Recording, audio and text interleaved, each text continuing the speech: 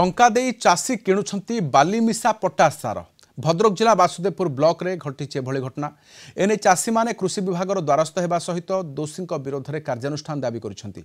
बासुदेवपुर पौरपालिकार बंशीपाटना अंचल रे केतेक चाषी बाजार रे धान रे पकाइबा पई पटास सार किनिथिले। किलो प्रति 35 टंका दर रे सार किनिथिले। तेबे सार को देखि संदेह आसिबारु एहाको एक पात्र रे पानी रे पकाई परीक्षा करिथिले चाषी माने।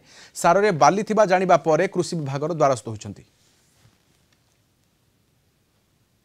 सार पकई आनी हूँ पटास मिसिकी पकई देखा बेलू तार बाली बाहर आ रंग बाली मिसा पटासर लुक बिकुच जानी बोलिकी मोर सन्देह है मुझे पाल पकईदेनी जमी सी देखा बाली से पकईनी नहीं जाइनी